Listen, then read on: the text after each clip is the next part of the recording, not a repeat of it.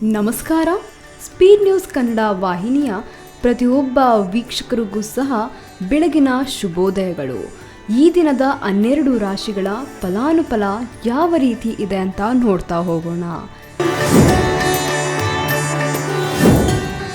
ಮೇಷರಾಶಿ. ಮೇಷರಾಶಿಯವರಿಗೆ ಇವತ್ತಿನ ದಿನ ಯಾವ ರೀತಿ ಇದೆ ಅಂತ ನೋಡೋದಾದರೆ, ವ್ಯವಹಾರ ಅಥವಾ ಉದ್ಯೋಗ ಕ್ಷೇತ್ರದಲ್ಲಿ ಸ್ವಲ್ಪ ಗೊಂದಲ ಉಂಟಾಗುವಂತಹ ಸಾಧ್ಯತೆ ಇರುತ್ತೆ. ಇನ್ನು ನಿಮ್ಮ ಸಹೋದರರಿಗೆ ನಿಮ್ಮಿಂದ ನೆರವು ಸಹ ಸಿಗಲಿದೆ. ಆದ್ದರಿಂದ ನೀವು ದೇವಿ ಆರಾಧನೆ ಮಾಡೋದ್ರಿಂದ ಎಲ್ಲವೂ ಸಹ ನಿಮಗೆ ಈ ದಿನ ಒಳಿತಾಗುತ್ತೆ ಅಂತಾನೆ ಹೇಳ್ಬೋದು. ನಿಮಗೆ ಅದೃಷ್ಟದ ಸಂಖ್ಯೆ 1 ಅನ್ನುವಂತಹ ಸಂಖ್ಯೆ ಆಗಿರುತ್ತೆ. ಈ ಸಂಖ್ಯೆಯನ್ನು ಫಾಲೋ ಮಾಡೋದ್ರಿಂದ ಎಲ್ಲವೂ ಸಹ ಒಳಿತಾಗುತ್ತೆ. ವೃಷಭ ರಾಶಿ.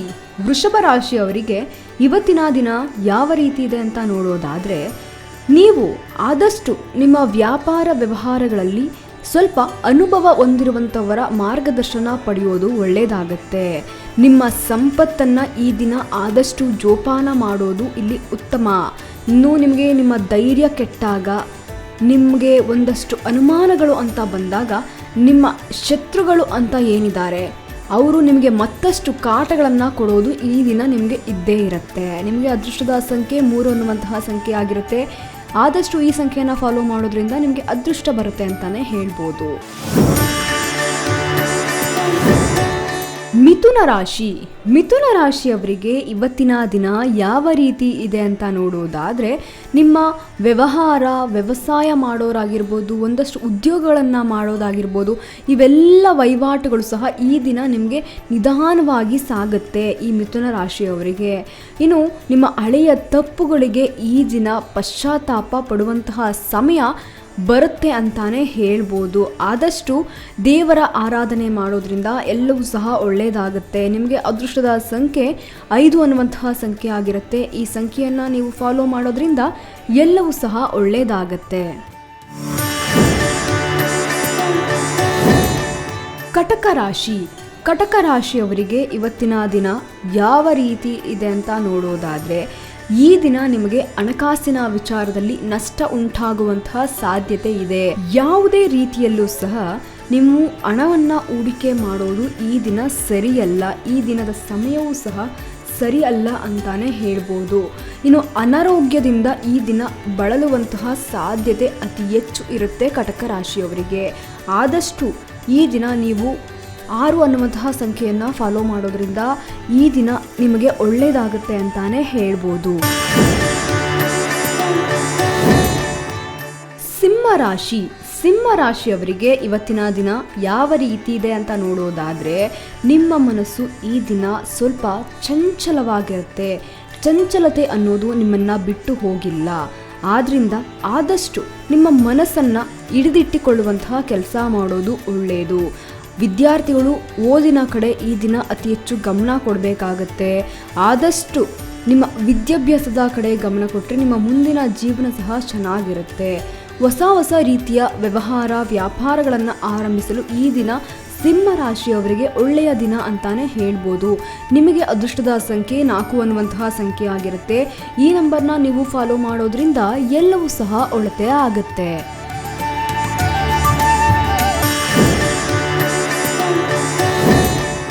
ಕನ್ಯಾ ರಾಶಿ.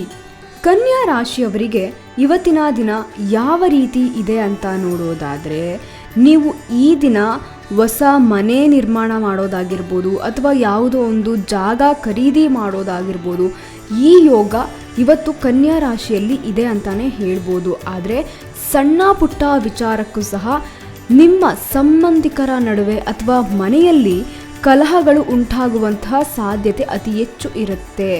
ಇನ್ನು ನೀವು ಎಲ್ಲಾದರೂ ದೂರದ ಪ್ರಯಾಣ ಮಾಡುವಾಗ ಸ್ವಲ್ಪ ಎಚ್ಚರಿಕೆಯನ್ನು ವಹಿಸಬೇಕಾಗತ್ತೆ ಕನ್ಯಾ ರಾಶಿಯವರು. ನಿಮಗೆ ಅದೃಷ್ಟದ ಸಂಖ್ಯೆ 8 ಅನ್ನುವಂತಹ ಸಂಖ್ಯೆ ಆಗಿರುತ್ತೆ. ಈ ಸಂಖ್ಯೆಯನ್ನು ನೀವು ಫಾಲೋ ಮಾಡೋದ್ರಿಂದ ಎಲ್ಲವೂ ಸಹ ಒಳ್ಳೆಯದೇ ಆಗತ್ತೆ. ತುಲಾರಾಶಿ. ತುಲಾರಾಶಿಯವರಿಗೆ ಇವತ್ತಿನ ದಿನ ಯಾವ ರೀತಿ ಇದೆ ಅಂತ ನೋಡೋದಾದರೆ, ನಿಮಗೆ ಈ ದಿನ ಮಕ್ಕಳು ಹಾಗೂ ಸಂತಾನದ ವಿಚಾರದಲ್ಲಿ ಸ್ವಲ್ಪ ಎಚ್ಚರಿಕೆ ಮತ್ತು ಕಾಳಜಿಯನ್ನು ವಹಿಸಬೇಕಾಗತ್ತೆ. ಯಾರಾದರೂ ಗರ್ಭಿಣಿಯರಿದ್ದರೆ ನಿಮ್ಮ ಸಂತಾನದ ವಿಚಾರದಲ್ಲಿ ಈ ದಿನ ಸ್ವಲ್ಪ ಕಾಳಜಿಯನ್ನು ವಹಿಸಬೇಕಾಗತ್ತೆ. ಅದೇ ರೀತಿ ಮಕ್ಕಳಾಗಿದ್ದರೆ, ಅವು ಪುಟ್ಟ ಪುಟ್ಟ ಮಕ್ಕಳಾಗಿದ್ದರೆ ಅವುಗಳ ಕಡೆಗೆ ಸ್ವಲ್ಪ ಗಮನವನ್ನು ಕೊಡಬೇಕಾಗತ್ತೆ. ಇನ್ನು ನಿಮ್ಮ ಸಂಗಾತಿಯ ಮೇಲೆ ನಿಮಗೆ ಅನುಮಾನ ಬೇಡ. ಈ ದಿನ ನೀವೇನಾದರೂ ಅನುಮಾನ ಪಟ್ಟರೆ ಅದು ನಿಮಗೆ ಕೆಟ್ಟದ್ದಾಗುತ್ತೆ. ನಿಮಗೆ ಅದೃಷ್ಟದ ಸಂಖ್ಯೆ 9 ಅನ್ನುವಂತಹ ಸಂಖ್ಯೆ ಆಗಿರುತ್ತೆ. ಈ ನಂಬರ್ನ ಫಾಲೋ ಮಾಡೋದ್ರಿಂದ ಎಲ್ಲವೂ ಸಹ ಒಳತೆ ಆಗತ್ತೆ.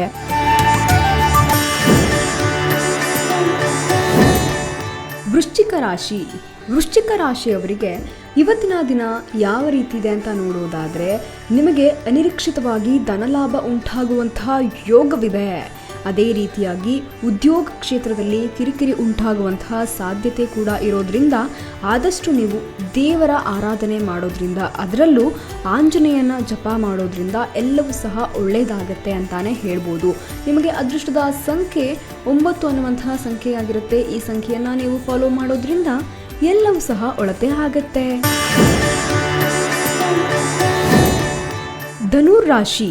ಧನುರಾಶಿಯವರಿಗೆ ಇವತ್ತಿನ ದಿನ ಯಾವ ರೀತಿ ಇದೆ ಅಂತ ನೋಡೋದಾದ್ರೆ, ಇದೇ ಜೂನ್ ತಿಂಗಳ ನಂತರ ನಿಮಗೆ ಒಂದು ವಿವಾಹದ ಭಾಗ್ಯ ಕೂಡಿ ಬರಲಿದೆ. ಮದುವೆಯ ಭಾಗ್ಯ, ಕಂಕಣ ಭಾಗ್ಯ ನಿಮ್ಮ ಜೀವನದಲ್ಲಿ ಕೂಡಿ ಬರುತ್ತೆ ಅಂತಾನೆ ಹೇಳ್ಬೋದು. ನಿಮ್ಮ ಆರ್ಥಿಕ ಸೌಕರ್ಯ ಆಗಿರ್ಬೋದು, ಹಣಕಾಸಿನ ಏರಿಳಿತಗಳಾಗಿರ್ಬೋದು, ಎಲ್ಲವೂ ಸಹ ಈ ದಿನ ನಿಮಗೆ ಉತ್ತಮವಾಗಿ ಹೊಂದ್ಕೊಂಡು ಹೋಗುತ್ತೆ.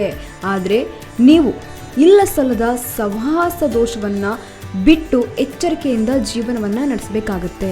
ನಿಮಗೆ ಅದೃಷ್ಟದ ಸಂಖ್ಯೆ 7 ಅನ್ನುವಂತಹ ಸಂಖ್ಯೆ ಆಗಿರುತ್ತೆ. ಈ ಸಂಖ್ಯೆಯನ್ನು ಫಾಲೋ ಮಾಡೋದ್ರಿಂದ ಎಲ್ಲವೂ ಸಹ ನಿಮಗೆ ಒಳತೆ ಆಗುತ್ತೆ ಅಂತ ಹೇಳ್ಬೋದು. ಮಕರ ರಾಶಿಯವರಿಗೆ ಇವತ್ತಿನ ದಿನ ಯಾವ ರೀತಿ ಇದೆ ಅಂತ ನೋಡೋದಾದ್ರೆ, ನಿಮಗೆ ಈ ದಿನ ಯಾವುದೇ ರೀತಿಯ ಹಣದ ಹೂಡಿಕೆಗೆ ಒಳ್ಳೆಯ ಸಮಯವಲ್ಲ ಅಂತಾನೆ ಹೇಳ್ಬೋದು. ಸ್ವಲ್ಪ ಮಾತು ಕಡಿಮೆ ಆಡಬೇಕಾಗತ್ತೆ. ಅತಿ ಹೆಚ್ಚಾಗಿ ಎಲ್ಲೂ ಸಹ ಮಾತಾಡಬಾರ್ದು. ಖರ್ಚಿನ ವೆಚ್ಚದಲ್ಲಿ ಸ್ವಲ್ಪ ಎಚ್ಚರವಿದ್ದಷ್ಟು ಒಳ್ಳೆಯದಾಗತ್ತೆ. ನಿಮಗೆ ಅದೃಷ್ಟದ ಸಂಖ್ಯೆ 6 ಅನ್ನುವಂತಹ ಸಂಖ್ಯೆ ಆಗಿರುತ್ತೆ. ಈ ಸಂಖ್ಯೆಯನ್ನು ನೀವು ಫಾಲೋ ಮಾಡೋದ್ರಿಂದ ಎಲ್ಲವೂ ಸಹ ಒಳತೆ ಆಗುತ್ತೆ ಅಂತ ಹೇಳ್ಬೋದು.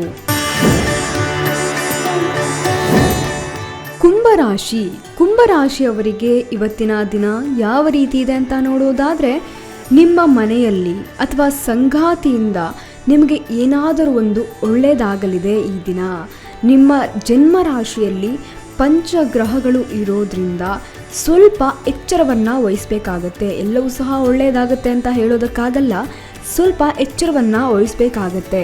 ಅದೇ ರೀತಿಯಾಗಿ ನಿಮ್ಮ ಸಹೋದರ ಸಂಬಂಧಿಗಳಿಗೆ ಎಲ್ಲೋ ಒಂದು ಕಡೆ ಆರೋಗ್ಯದ ಸಮಸ್ಯೆ ಕಂಡುಬರಲಿದೆ. ಅವರ ಕಡೆ ಸ್ವಲ್ಪ ಗಮನವನ್ನು ಕೊಡಬೇಕಾಗತ್ತೆ. ನಿಮಗೆ ಅದೃಷ್ಟದ ಸಂಖ್ಯೆ 1 ಅನ್ನುವಂತಹ ಸಂಖ್ಯೆ ಆಗಿರುತ್ತೆ. ಈ ಸಂಖ್ಯೆಯನ್ನು ನೀವು ಫಾಲೋ ಮಾಡೋದ್ರಿಂದ ಎಲ್ಲವೂ ಸಹ ಒಳತೆ ಆಗುತ್ತೆ ಅಂತ ಹೇಳ್ಬೋದು. ಮೀನರಾಶಿಯವರಿಗೆ ಇವತ್ತಿನ ದಿನ ಯಾವ ರೀತಿ ಇದೆ ಅಂತ ನೋಡೋದಾದರೆ, ಈ ಮೀನರಾಶಿಯವರ ರಾಶಿಯಲ್ಲೂ ಸಹ ಪಂಚಗ್ರಹಗಳು ಇರೋದ್ರಿಂದ ನಿಮ್ಮ ರಾಶಿಯಲ್ಲಿ ರಾಹು ಹಾಗೂ 7.5 ಅಂದರೆ ಶನಿ ಬಂದು ನಿಮಗೆ ಉದಾಸೀನತೆ ಉಂಟು ಮಾಡುವಂತಹ ಸಾಧ್ಯತೆ ಇದೆ. ಇದರಿಂದ ಅಯ್ಯೋ ನಮ್ಮ ಜೀವನದಲ್ಲಿ ಏನೂ ಆಗ್ತಾ ಇಲ್ಲ ಅನ್ನುವಂಥ ವೈರಾಗ್ಯಕ್ಕೂ ಸಹ ನಿಮ್ಮ ಜೀವನದಲ್ಲಿ ಬರುವಂತಹ ಸಾಧ್ಯತೆ ಇದೆ. ಅದೇ ರೀತಿಯಾಗಿ ವ್ಯವಹಾರ ಆಗಿರ್ಬೋದು, ಬಿಸ್ನೆಸ್ ಆಗಿರ್ಬೋದು, ಎಲ್ಲದರಲ್ಲೂ ಸಹ ನೀವು ಮೋಸ ಹೋಗುವಂತಹ ಸಾಧ್ಯತೆ ಇದೆ. ಆದಷ್ಟು ಎಚ್ಚರಿಕೆಯಿಂದ ಇರಬೇಕಾಗುತ್ತೆ ಮೀನರಾಶಿಯವರು. ಇನ್ನು ನಿಮಗೆ ಅದೃಷ್ಟದ ಸಂಖ್ಯೆ 3 ಅನ್ನುವಂತಹ ಸಂಖ್ಯೆ ಆಗಿರುತ್ತೆ. ಈ ನಂಬರ್ನ ನೀವು ಫಾಲೋ ಮಾಡೋದ್ರಿಂದ ಎಲ್ಲವೂ ಸಹ ಒಳತೆ ಆಗುತ್ತೆ ಅಂತ ಹೇಳ್ಬೋದು.